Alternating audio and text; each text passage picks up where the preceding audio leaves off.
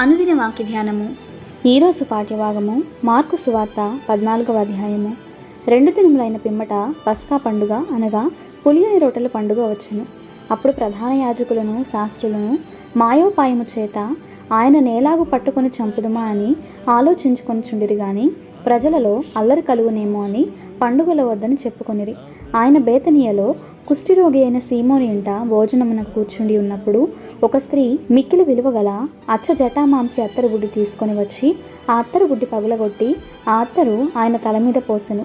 అయితే కొందరు కోపపడి, ఈ అత్తరు ఇలాగు నష్టపరచనేలా, ఈ అత్తరు 300 దేనారముల కంటే ఎక్కువ వెలకమ్మి బీదలకు ఇయ్యవచ్చునని చెప్పి ఆమెను గూర్చి సనుక్కొనిరి.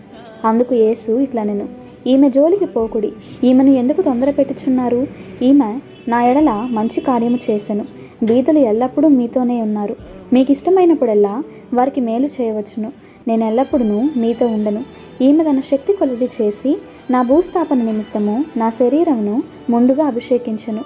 సర్వలోకములో ఎక్కడ ఈ సువార్త ప్రకటింపబడునో అక్కడ ఈమె చేసినది జ్ఞాపకార్థముగా ప్రశంసించబడునని మీతో నిశ్చయముగా చెప్పుచున్నాను. నేను 12 మందిలోనొకడు ఇస్కరియోతు యూదా ప్రధాన యాజకుల చేతికి ఆయనను అప్పగింపవలనని వారి యొద్దకు పోగా వారు విని సంతోషించి వానికి ద్రవ్యమిత్తుమని వాగ్దానం చేసిరి గనుక వాడు ఆయనను అప్పగించుటకు తగిన సమయము కనిపెట్టుచుండెను. పులియని రొట్టెల పండుగలో మొదటి దినమున వారు పస్కా పశువును వధించినప్పుడు ఆయన శిష్యులు, నీవు పస్కాను భుజించుటకు మేమెక్కడికి వెళ్ళి సిద్ధపరచవలని కోరుచున్నావని ఆయనను అడుగగా ఆయన, మీరు పట్టణంలోనికి వెళ్ళుడి, అక్కడ నీళ్ల కుండ మోయుచున్న ఒక మనుష్యుడు మీకు ఎదురుపడును. వాని వెంటపోయి వాడు ఎక్కడ ప్రవేశించునో ఆ ఇంటి యజమానుని చూచి, నేడు నా శిష్యులతో కూడా పస్కాను భుజించుటకు నా విడిది గది ఎక్కడనని బోధకుడు అడుగుచున్నాడని చెప్పుడి. అతడు సామాగ్రితో సిద్ధపరచబడిన గొప్ప మేడగది మీకు చూపించును, అక్కడ మన కొరకు సిద్ధపరచుడని చెప్పి తన శిష్యులలో 2 పంపెను. శిష్యులు వెళ్ళి పట్టణంలోనికి వచ్చి ఆయన వారితో చెప్పినట్లు కనుగొని పస్కాను సిద్ధపరచిరి. సాయంకాలం అయినప్పుడు ఆయన తన 12 మంది శిష్యులతో కూడా వచ్చెను. వారు కూర్చుండి భోజనము చేయుచుండగా యేసు, మీలో ఒకడు అనగా నాతో భుజించుచున్నవాడు నన్ను అప్పగించునని నిశ్చయముగా మీతో చెప్పుచున్నానని వారితో చెప్పగా వారు దుఃఖపడి, నేనా అని ఒకని తర్వాత ఒకడు ఆయనను అడుగసాగిరి. అందుకు ఆయన, 12 మందిలో ఒకడే అనగా నాతో కూడా పాత్రలో చేయి ముంచువాడే. నిజముగా మనుష్య కుమారుడు ఆయనను గూర్చి వ్రాయబడినట్లు పోవుచున్నాడు. అయితే ఎవని చేత మనుష్య కుమారుడు అప్పగించబడుచున్నాడో ఆ మనుష్యునికి శ్రమ, ఆ మనుష్యుడు పుట్టి ఉండని ఎడల వానికి మేలనెను. వారు భోజనము చేయుచుండగా ఆయన ఒక రొట్టెను పట్టుకొని ఆశీర్వదించి విరిచి వారికిచ్చి, మీరు తీసుకొనుడి, ఇది నా శరీరం అనెను. పిమ్మట ఆయన గిన్నె పట్టుకొని కృతజ్ఞతాస్తుతులు చెల్లించి దాని వారికిచ్చెను. వారందరూ దానిలోనిది త్రాగిరి. అప్పుడు ఆయన, ఇది నిబంధన విషయమై అనేకుల కొరకు చిందించబడుచున్న నా రక్తము. నేను దేవుని రాజ్యంలో ద్రాక్ష రసము క్రొత్తదిగా త్రాగుదినము వరకు ఇకను దాన్ని త్రాగనని మీతో నిశ్చయముగా చెప్పుచున్నాను. అంతటా వారు కీర్తన పాడి ఒలీవల కొండకు వెళ్ళిరి. అప్పుడు యేసు వారిని చూచి, మీరందరూ అభ్యంతరపడెదరు, గొర్రెల కాపరిని కొట్టుదును, గొర్రెలు చెదరిపోవును అని వ్రాయబడి ఉన్నది కదా. అయితే నేను లేచిన తరువాత మీకంటే ముందుగా గలిలయలోనికి వెళ్ళెదనెను. అందుకు పేతురు, అందరూ అభ్యంతరపడినను నేను అభ్యంతరపడనని ఆయనతో చెప్పగా యేసు అతని చూచి, నేటి రాత్రి కోడి 2 మార్లు కూయక మునుపే నీవు నన్ను ఎరుగనని 3 మారు చెప్పదవని నీతో నిశ్చయముగా చెప్పుచున్నానన్ను. అతడు మరి ఖండితముగా, నేను నీతో కూడా చావవలసి వచ్చునను నిన్ను ఎరుగనని చెప్పనెను. అట్లు వారందరూ అనిరి. వారు గెత్సెమని అనబడిన చోటునకు వచ్చినప్పుడు ఆయన, నేను ప్రార్థన చేసి వచ్చు వరకు మీరు ఇక్కడ కూర్చుండుడని తన శిష్యులతో చెప్పి పేతురును, యాకోబును, యోహానును వెంట పెట్టుకుని పోయి మిగుల విభ్రాంతి నొందుటకును చింతాక్రాంతుడగుటకును ఆరంభించును. అప్పుడు ఆయన, నా ప్రాణము మరణమగునంతగా దుఃఖములో మునిగి ఉన్నది, మీరిక్కడ ఉండి మెలకువగా నుండుడని వారితో చెప్పి కొంత దూరం సాగిపోయి నేల మీద పడి సాధ్యమైతే ఆ గడియ తన యొద్ద నుండి తొలగిపోవాలని ప్రార్థించుచు, నాయనా తండ్రి, నీకు సమస్తము సాధ్యము, ఈ గిన్నె నా యొద్ద నుండి తొలగించుము, అయినను నా ఇష్ట ప్రకారము కాదు, నీ చిత్త ప్రకారమే కానిమ్ము అనెను. మరలా ఆయన వచ్చి వారు నిద్రించుచుండుట చూచి, సీమోను, నీవు నిద్రించుచున్నావా? ఒక గడియ అయినను మేల్కొని ఉండలేవా? మీరు శోధనలో ప్రవేశించుకుంటున్నట్లు మెలకువగా నుండి ప్రార్థన చేయుడి. ఆత్మసిద్ధమే కానీ శరీరము బలహీనమని పేతురుతో చెప్పి తిరిగిపోయి ఇంతకు ముందు పలికిన మాటలనే పలుకుచూ ప్రార్థించెను. ఆయన తిరిగి వచ్చి చూడగా వారు నిద్రించుచుండిరి. ఏలయనగా వారి కన్నులు భారముగా ఉండెను. ఆయనకేమి ఉత్తరం ఇవ్వలనో వారికి తోచలేదు. ఆయన మూడవసారి వచ్చి, మీరిక నిద్రపోయి అలసట తీర్చుకొనుడి, ఇక చాలును, గడియ వచ్చినది. ఇదిగో మనుష్య కుమారుడు పాపుల చేతికి అప్పగింపబడుచున్నాడు.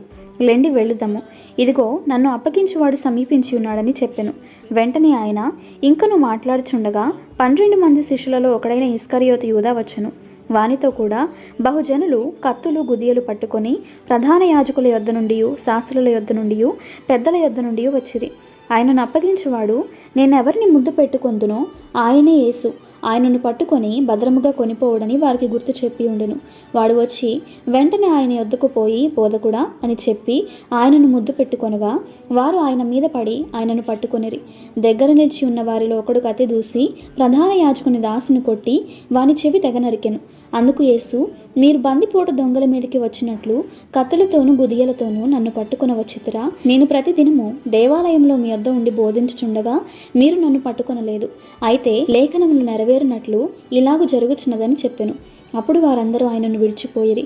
తన దిగంబర శరీరము మీద నారబట్ట వేసుకొని ఉన్న ఒక పడుచువాడు ఆయన వెంట వెళ్ళుచుండగా వారు అతనిని పట్టుకొనిరి. అతడు నారబట్ట విడిచి దిగంబరుడై పారిపోయెను. వారు యేసును ప్రధాన యాజకుని యొద్దకు తీసుకొని పోయిరి. ప్రధాన యాజకులు, పెద్దలు, శాస్త్రులు అందరూ అతనితో కూడా వచ్చిరి. పేతురు ప్రధాన యాజకుని ఇంటి ముంగిట వరకు దూరం నుండి ఆయన వెంట పోయి బంట్రోతులతో కూడా కూర్చుండి మంట యొద్ద చలి కాచుకొనిచుండెను. ప్రధాన యాజకులను, మహాసభ వారందరూ యేసును చంపవలనని ఆయన మీద సాక్ష్యము వెదికిరి గాని ఏమీ వారికి దొరకలేదు. అనేకులు ఆయన మీద అబద్ధ సాక్ష్యము పలికినను వారి సాక్ష్యములు ఒకదానికొకటి సరిపడలేదు.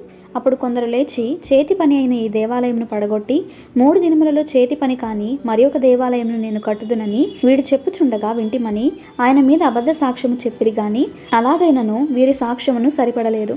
ప్రధాన యాజకుడు వారి మధ్యను లేచి నిలిచి, ఉత్తరమేమియో చెప్పవా? వీరు నీ మీద పలుకుచున్న సాక్ష్యమేమని యేసును అడిగెను.